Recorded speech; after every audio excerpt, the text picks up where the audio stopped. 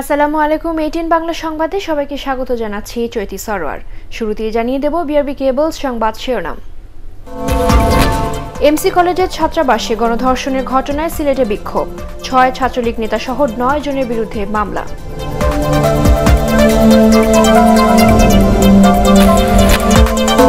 সাভারের নীলা রায় হত্যা মামলার প্রধান আসামি মিজান 7 দিনের রিমান্ডে, সর্বোচ্চ শাস্তি নিশ্চিত করার আশ্বাস দুর্যোগ প্রতিমন্ত্রীর।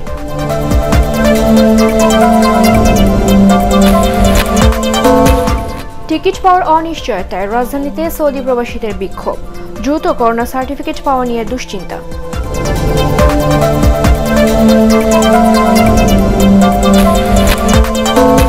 করোনা ভাইরাসে গত 24 ঘন্টায় দেশে আরো 36 জনের মৃত্যু, হুইপ আতিউর রহমান আতিক আক্রান্ত।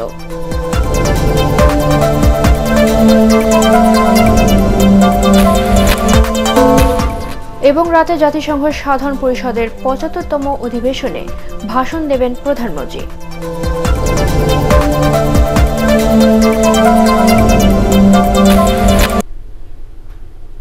শুনছিলেন বিআরবি কেবলস সংবাদ শিরোনাম।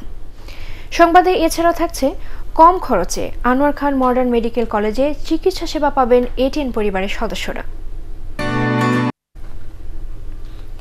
এবারে পুরো খবর। সিলেটে এমসি কলেজের ছাত্রাবাসে গণধর্ষণের ঘটনায় দোষীদের বিচারের দাবিতে বিক্ষোভ করেছেন শিক্ষার্থীরা। তারা বলছেন, অবিলম্বে অপরাধীদের গ্রেফতার ও শাস্তি দেওয়া না হলে সিলেট জুড়ে কঠোর আন্দোলনের ডাক দেওয়া হবে। এর আগে গণধর্ষণের ঘটনায় ছাত্রলীগের 6 নেতার নাম উল্লেখ করে 9 জনের বিরুদ্ধে মামলা দায়ের করা হয়। সিলেট থেকে শাহ মুজিবুর রহমান জোকনের রিপোর্ট, জানাচ্ছেন বিপ্লব রায়। শুক্রবার রাতে এমসি কলেজ ছাত্রাবাসে নববধূ ধর্ষণের ঘটনায় শনিবার সকালে শাহপরণ থানায় মামলা করেন ভুক্তভোগী নারীর স্বামী। মামলায় আসামিদের মধ্যে রয়েছে সাইফুর রহমান, শাহ মাহবুবুর রহমান রনি, মাহফুজুর রহমান মাসুম, রবিউল হাসান, তারেক আহমেদ ও অর্জুন। এরা সবাই এমসি কলেজ ছাত্রলীগ নামধারী প্রভাবশালী নেতা। এ ঘটনায় দোষীদের বিচারের দাবিতে এমসি কলেজের সামনে শনিবার দুপুরে বিক্ষোভ করেন শিক্ষার্থী ও স্থানীয়রা। এক পর্যায়ে তামাবিল সড়কে যান চলাচল বন্ধ করে দেয় তারা। এমসি কলেজের ছাত্র হিসেবে আজকে আমরা খুবই লজ্জিত, মর্মাহত, বাকরুদ্ধ। একজন শিক্ষার্থী হিসেবে এই এমসি কলেজকে কোনো দর্শন স্থান হিসেবে দেখতে চাই না। এদিকে এই ঘটনায় দোষীদের বিরুদ্ধে ব্যবস্থা নেওয়ার কথা জানিয়েছেন এমসি কলেজের অধ্যক্ষ। এই ঘটনার পর আসামিদের ধরতে শুক্রবার রাতভর বিভিন্ন স্থানে অভিযান চালায় পুলিশ। অভিযানে কলেজের ছাত্রাবাসে সাইফুরের রুম থেকে দেশি বিদেশি বেশ কিছু অস্ত্রশস্ত্র উদ্ধার করা হয়। তাদেরকে ধরে নিয়ে গেছে, নিয়ে কলেজে এই মেয়েটার সম্মানহানি করছে। পুলিশের পক্ষ থেকে যাবতীয় প্রাথমিক যা করণীয় তদন্তের ক্ষেত্রে সবকিছু করা হয়েছে এবং সামনে যা যা করণীয় সবই করা হবে। শুক্রবার সন্ধ্যায় প্রাইভেট কার নিয়ে এমসি কলেজ ক্যাম্পাসে স্বামীর সঙ্গে বেড়াতে যান নববধূ। রাত 9টার দিকে স্বামীকে মারধর করে ওই নারীকে জোর করে ছাত্রাবাসে তুলে নিয়ে গণধর্ষণ করে কলেজ ছাত্রলীগের ওই নেতারা। খবর পেয়ে পুলিশ গিয়ে ওই নারীকে উদ্ধার করে ওসমানী মেডিকেল কলেজ হাসপাতালে ভর্তি করে। দোষীদের অবিলম্বে গ্রেপ্তারের দাবি জানিয়েছেন স্থানীয় আওয়ামী লীগ নেতাকর্মীরাও।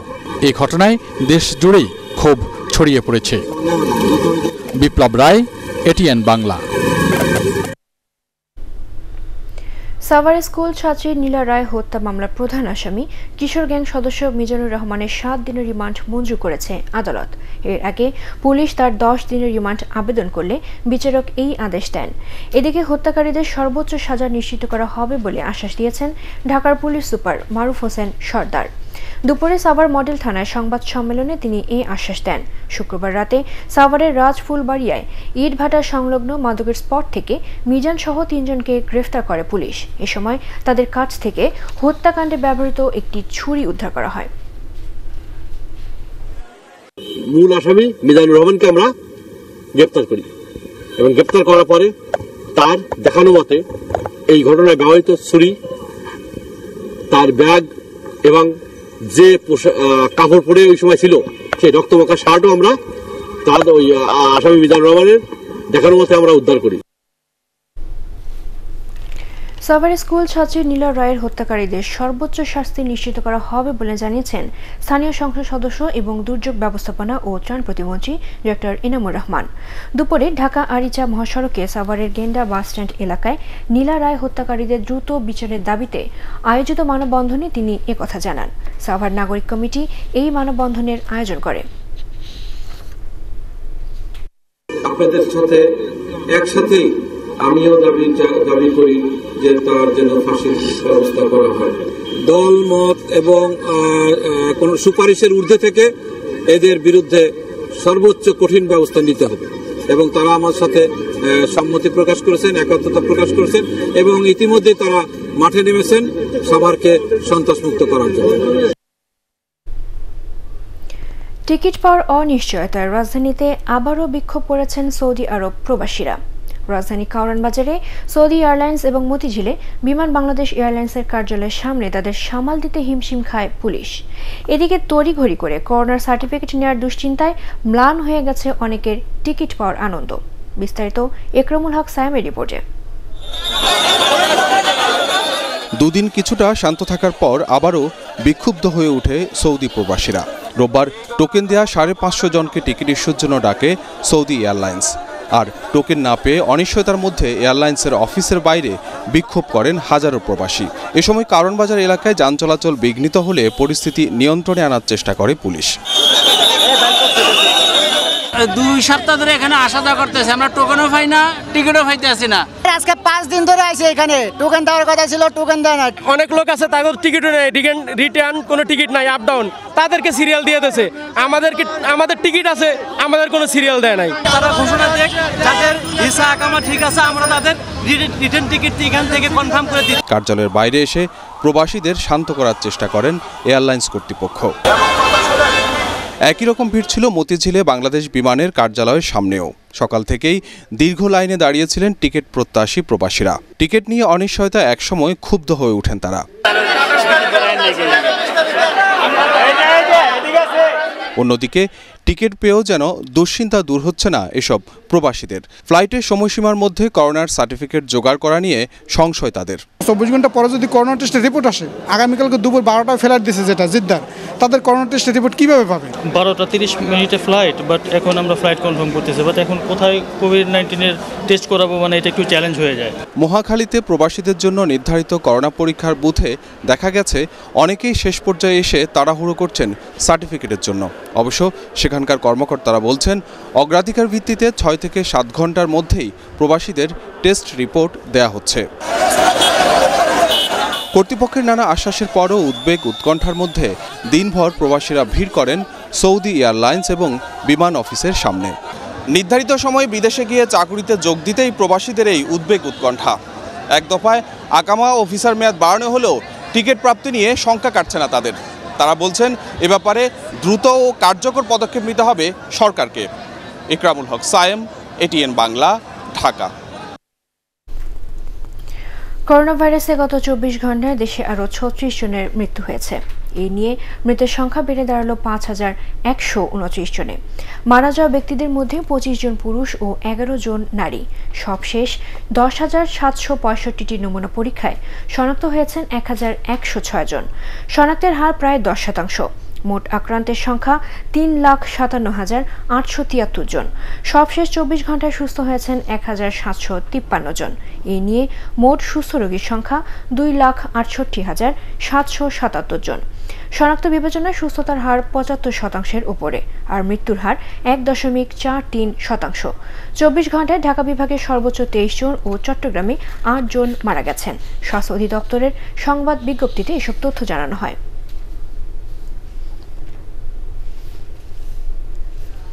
করোনা ভাইরাসে আক্রান্ত হয়েছেন শেরপুর জেলা আওয়ামী লীগের সভাপতি ও জাতীয় সংসদের হুইপ আতিউর রহমান আতিক। আজ দুপুরে তিনি জানান রাজধানীতে শুক্রবার রাতে করোনা পরীক্ষার ফলাফলে তার করোনা পজিটিভ আসে। বর্তমানে ঢাকায় ন্যাম ভবনে তার সরকারি বাসভবনে আইসোলেশনে রয়েছেন আতিউর রহমান আতিক।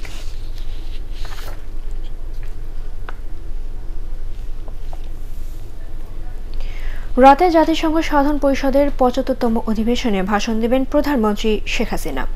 বাংলাদেশ সময় রাত 8টায় এবং নিউ ইয়র্ক সময় সকাল 10টায় জাতিসংঘ সদর দফতর থেকে ভাষণটি প্রচার করা হবে। প্রধানমন্ত্রী প্রেস সচিব ইহসানুল করিম জানান, বঙ্গবন্ধু শেখ মুজিবুর রহমানের পদাঙ্ক অনুসরণ করে প্রতি বছরের মতো এবারও বাংলায় ভাষণ দেবেন প্রধানমন্ত্রী শেখ হাসিনা। ভাষণে কোভিড-19 সংক্রমণ, রোহিঙ্গা সংকট সমাধান এবং জলবায়ু সহ একাধিক গুরুত্বপূর্ণ বিষয় তুলে ধরবেন তিনি।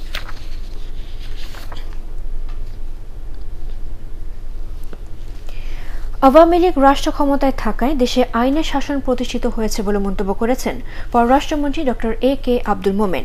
প্রধানমন্ত্রী শেখ হাসিনার জন্মদিন উপলক্ষে জাতীয় প্রেস ক্লাবে বঙ্গবন্ধু সাংস্কৃতিক জোট আয়োজিত আলোচনা সভায় তিনি এ মন্তব্য করেন।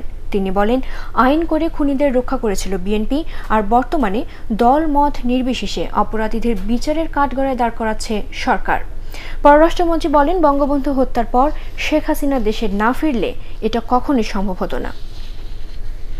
কিন্তু 21 বছর পর বঙ্গবন্ধুর কন্যা সরকারে আসার ফলে সেই ঘৃণিত ইনডেন্টিটি আইনটা দূর হয়, আর আমাদের দেশে কেউ আইনের ঊর্ধ্বে নয় সেই জিনিসটি প্রতিষ্ঠিত হয় এবং আমাদের দেশে আইনের শাসন প্রতিষ্ঠিত হয়েছে। এখন আপনি যে দলের, যে গ্রুপের, যে শক্তিশালী হন না কেন, আপনি আইনের বাইরে নয়।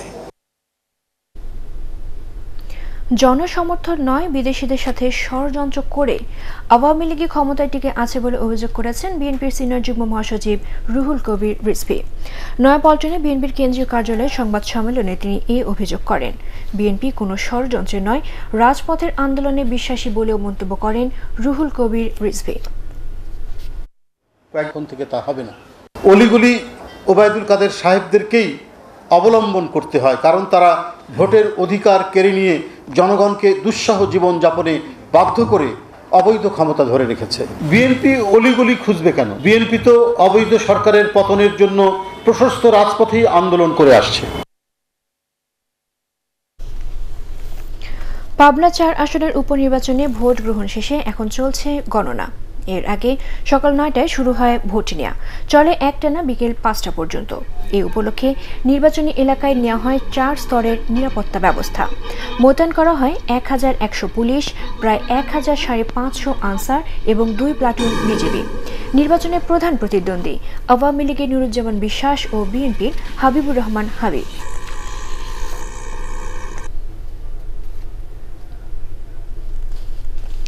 কুড়িগ্রাম, সিরাজগঞ্জ এবং সুনামগঞ্জে বন্যা পরিস্থিতি অপরিবর্তিত রয়েছে। ভারী বৃষ্টি ও উজানের ঢল অব্যাহত থাকায় তিস্তা ও ব্রহ্মপুত্রে পানি বেড়ে কুড়িগ্রাম সদর, রাজারহাট, ফুলবাড়ী এবং উলিপুর উপজেলার শতাধিক চর নতুন করে প্লাবিত হয়েছে। পানিবন্দী হয়ে পড়েছেন 50,000 মানুষ। ডুবে গেছে গ্রামীণ সড়ক, তলিয়ে গেছে প্রায় 5,000 হেক্টর জমির আমন ধান ও সবজি ক্ষেত। সিরাজগঞ্জে যমুনা সহ জেলার অন্যান্য নদীর পানি আরও বেড়েছে। এতে চরম দুর্ভোগের মধ্যে রয়েছেন বন্যা কবলিত এলাকার মানুষ। পানি উন্নয়ন বোর্ড জানিয়েছে, উজান থেকে নেমে আসা পাহাড়ি ঢলের কারণে যমুনায় আরও 2-1 দিন পানি বৃদ্ধি অব্যাহত থাকতে পারে। এদিকে সুনামগঞ্জ পাহাড়ি ঢলে সদর উপজেলা, দোয়ারা বাজার, বিশম্ভরপুর এবং জামালগঞ্জে আমন জমি পানিতে ডুবে ব্যাপক ক্ষতি হয়েছে। পানি বৃদ্ধি অব্যাহত থাকায় জেলা সদরের সঙ্গে বিশম্ভরপুর ও তাহিরপুর উপজেলার সরাসরি সড়ক যোগাযোগ বিচ্ছিন্ন হয়ে গেছে।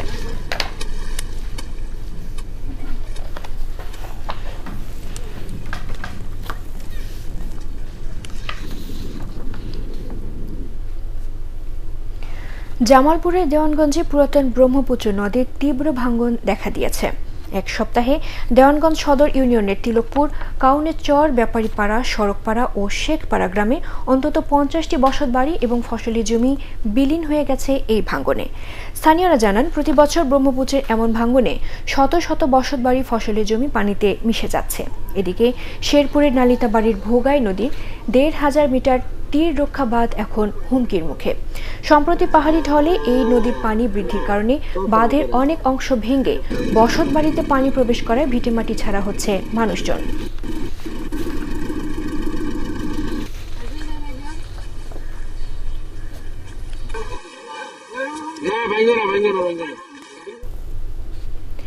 আনোয়ার খান মডার্ন মেডিকেল কলেজ হাসপাতালের চিকিৎসা সেবা সহ স্বাস্থ্য খাতের বিভিন্ন উন্নয়ন কাজ মিডিয়ার মাধ্যমে তুলে ধরার আশ্বাস দিয়েছেন ATN Bangla chairman doctor Mahfuzur Rahman. রাজধানীতে দুটি প্রতিষ্ঠানের মধ্যে সমঝোতা চুক্তি স্বাক্ষর অনুষ্ঠানে তিনি এই আশ্বাস দেন। চুক্তি অনুযায়ী এটিএন পরিবারের সদস্যরা এখন থেকে কম খরচে আনোয়ার খান মেডিকেলে চিকিৎসা সেবা পাবেন।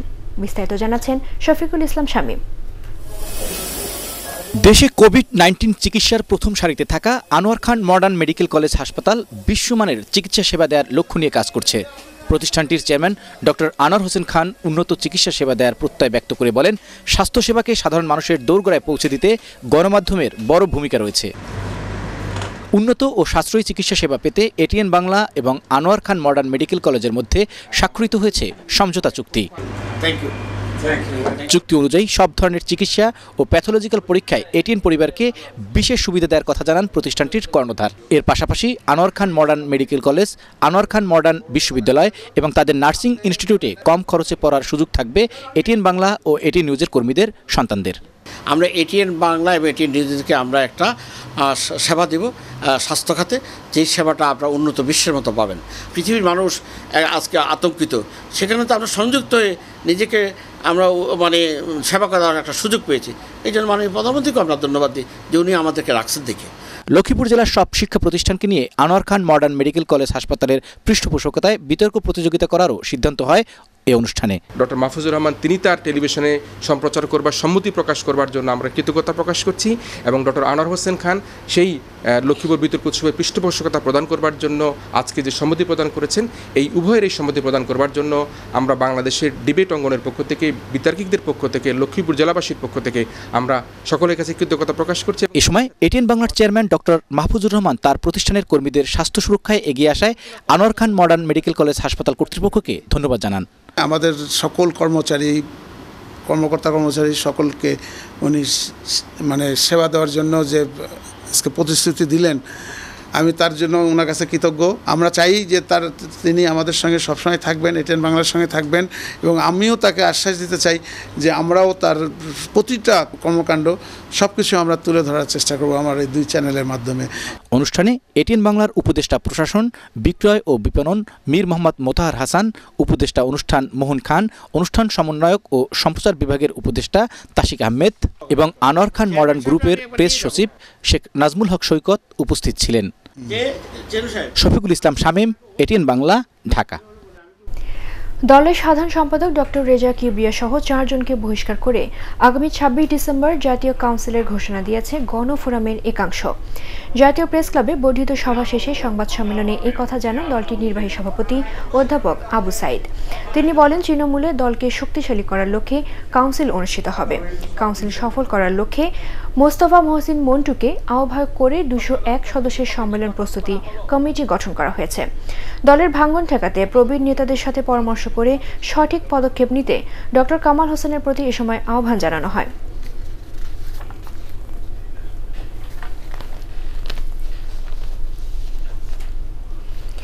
বিদেশি বিনিয়োগ আকৃষ্ট করতে বিদ্যমান নীতি সংস্কারের তাগিদ দিয়েছেন ব্যবসায়ী ও অর্থনীতিবিদরা। তাদের মতে, কোভিড পরবর্তী সময়ে অনেক দেশের বিনিয়োগ কমে যাবে। দুর্যোগকালীন সময়ের পর নতুন করে বিদেশি বিনিয়োগ পেতে সরকারের প্রশাসনিক সহায়তা বাড়াতে হবে। বিদেশি বিনিয়োগ নিয়ে অনলাইন সেমিনারে এসব তথ্য জানানো হয়। বৈশ্বিক মহামারীতে তথ্য প্রযুক্তি খাতে সরকারি বেসরকারি বিনিয়োগ বাড়ানোর পরামর্শ দেন বক্তারা। ব্যবসা পরিবেশ উন্নত ও ব্যয় কমিয়ে আনার তাগাদা দিয়ে ওয়ান স্টপ সার্ভিসের আওতা ও পরিধি বাড়ানোর দাবি জানান তারা। করোনা মহামারীতে ক্ষতিগ্রস্ত পর্যটন সেবা খাতে ঘোষিত সরকারি প্রণোদনা সঠিকভাবে বিতরণে উদ্যোগ নেওয়া হয়েছে বলে জানিয়েছেন বেসামরিক বিমান পরিবহন ও পর্যটন প্রতিমন্ত্রী মাহবুব আলী। বিশ্ব পর্যটন দিবস উপলক্ষে এক অনলাইন সংবাদ সম্মেলনে তিনি একথা জানান। দিবসের প্রধান উদ্দেশ্য আন্তর্জাতিক সম্প্রদায় ও পর্যটন কেন্দ্রের সঙ্গে সেতু বন্ধন গড়ে তোলা, ক্ষয়ক্ষতি কাটিয়ে এ খাতকে আবারও সচল করতে সরকারের নেওয়া বিভিন্ন পদক্ষেপের কথাও জানান পর্যটন প্রতিমন্ত্রী। বন্ধ করে দেওয়া রাষ্ট্রীয় পাটকল সহ সকল কারখানা রক্ষা এবং গণতান্ত্রিক শ্রম আইন বাস্তবায়ন সহ 9 দফা দাবি আদায়ে আন্দোলনের ডাক দিয়েছে শ্রমিক কর্মচারী ঐক্য পরিষদ স্কপ। রাজধানীতে কর্নেল তাহের মিলনায়তনে সংগঠনের ঢাকা অঞ্চলের কনভেনশনে এই ডাক দেওয়া হয়। এতে শ্রমিক লীগ সভাপতি ফজলুল হক মন্টু বলেন, শ্রমিকদের স্বার্থ রক্ষায় সবাইকে ঐক্যবদ্ধ হয়ে কাজ করতে হবে। এ সময় আগামী নভেম্বরে শ্রমিক কর্মচারী ঐক্য পরিষদের 9 দফা দাবি আদায়ে ঢাকায় শ্রমিক সমাবেশের ঘোষণা দেওয়া হয়। অবৈধ বালু উত্তোলনে সাধারণ মানুষকে সজাগ থাকার আহ্বান জানিয়েছেন পানি সম্পদ প্রতিমন্ত্রী অবসরপ্রাপ্ত কর্নেল জাহিদ ফারুক শামীম। লালমনিরহাট সদর উপজেলার রাজপুর ইউনিয়নের ভাঙন কবলিত এলাকা পরিদর্শন শেষে তিনি এই আহ্বান জানান। তিনি জানান, তিস্তার ভাঙন রোধে সরকার 113 কিলোমিটার নদী খননের উদ্যোগ নিয়েছে।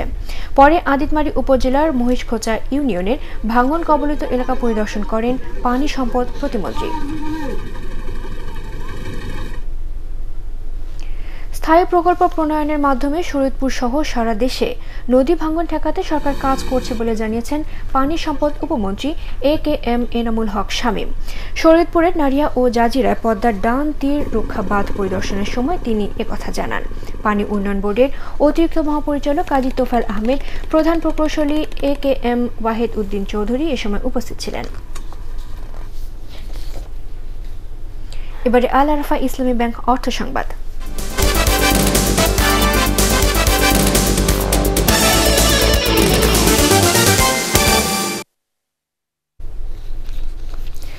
দেশে প্রথমবারের মতো চালু হতে যাচ্ছে সম্পূর্ণ শরিয়া ভিত্তিক ইসলামিক ব্যাংকিং সেবা সুকুক।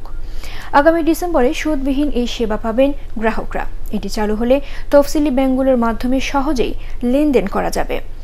Central shariah board for Islamic banks ও মালয়েশিয়ান ইশরা এর যৌথ আয়োজনে এক অনলাইন সেমিনারে এসব তথ্য জানানো হয়।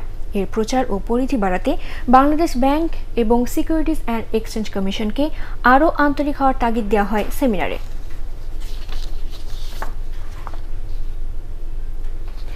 ফ্রান্সের ঐতিহ্যবাহী পুজো ব্র্যান্ডের গাড়ির 210 বছর পূর্তি উপলক্ষে বাংলাদেশের গাড়িটির একমাত্র পরিবেশক AG মোটরস পুজো গাড়ির উপর 6 বছর অথবা 60,000 কিলোমিটার পর্যন্ত বিক্রয়োত্তর সেবা প্রদানের ঘোষণা দিয়েছে। এই অফারের অটো লোন পার্টনার হিসেবে থাকছে city bank, mutual trust bank, Dhaka bank, standard chartered bank এবং ব্র্যাক ব্যাংক। গ্রাহকরা আগামী 1 মাস এই অফার উপভোগ করতে পারবেন। এজি অটো ডিভিশনের অপারেশন ডিরেক্টর ইউসুফ জামান এ সময় অন্যান্যের মধ্যে উপস্থিত ছিলেন।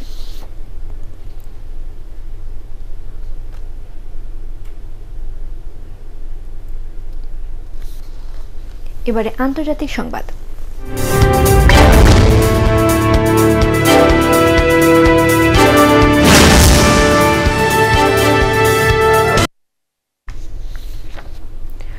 বলিউড তারকা সুশান্ত সিং রাজপুতের রহস্যজনক মৃত্যুর ঘটনায় মাদক সম্পৃক্ততা তদন্তে জনপ্রিয় অভিনেত্রী দীপিকা পাডুকোনকে জিজ্ঞাসাবাদ করেছে ভারতের মাদক নিয়ন্ত্রণ সংস্থা NCB।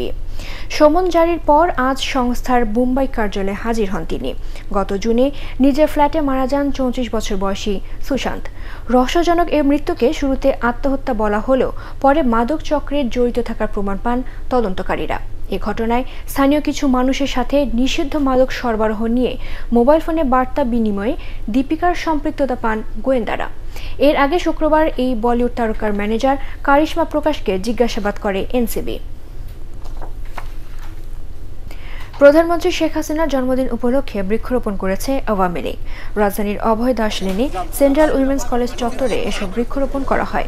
এ সময় আওয়ামী লীগের কেন্দ্রীয় নেতৃবৃন্দ সহ কলেজের শিক্ষকরা উপস্থিত ছিলেন। আগামী 28 সেপ্টেম্বর প্রধানমন্ত্রী শেখ হাসিনার জন্মদিন। এবারে পার্ট এক্স খেলার খবর।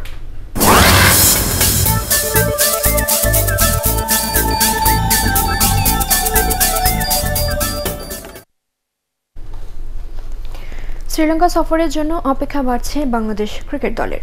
আগামীকাল দেশ ছাড়ার কথা থাকলেও লঙ্কানদের শর্তের বেড়াজালে সফরটা পিছিয়েই যাচ্ছে। দুদেশের বোর্ডের মধ্যে ইতিবাচক আলোচনা হলেও শ্রীলঙ্কার স্বাস্থ্য মন্ত্রণালয়ের সবুজ সংকেতের অপেক্ষায় ঝুলে আছে সফরের সিদ্ধান্ত। সফরটি হলেও স্বাভাবিকভাবেই আগের দিনক্ষণ মেনে শ্রীলঙ্কার উদ্দেশ্যে যাত্রা করা হবে না টাইগারদের। অন্তত সপ্তাহ দুয়েক হয়তো পিছিয়ে যাবে এই সফর। তবে বায়োসিকিউর বাবলের মধ্যে টাইগারদের দলগত অনুশীলনে বিরতি দেওয়া হয়েছে।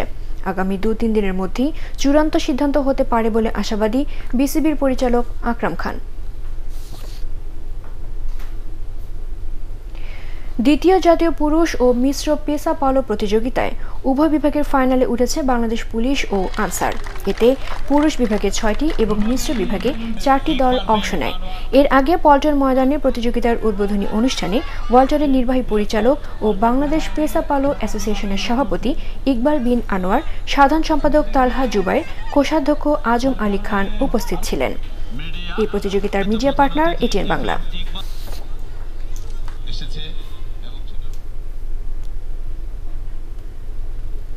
শেষ করার আগে বিআরবি কেবল সংবাদ শিরোনাম আরেকবার। এমসি কলেজের ছাত্রাবাসে গণধর্ষণের ঘটনায় সিলেটে বিক্ষোভ, 6 ছাত্রলীগ নেতা সহ 9 জনের বিরুদ্ধে মামলা।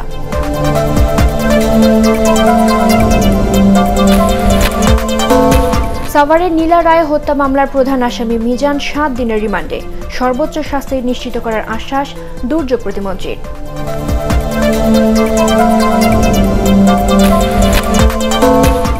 টিকিট পাওয়ার অনিশ্চয়তায় রাজধানীতে সৌদি প্রবাসীদের বিক্ষোভ, দ্রুত করোনার সার্টিফিকেট পাওয়া নিয়ে দুশ্চিন্তা।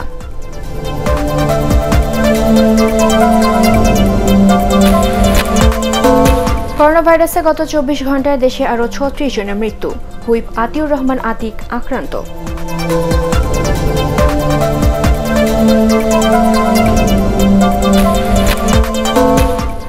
এবং রাতে জাতিসংঘ সাধারণ পরিষদের 75তম অধিবেশনে ভাষণ দেবেন প্রধানমন্ত্রী।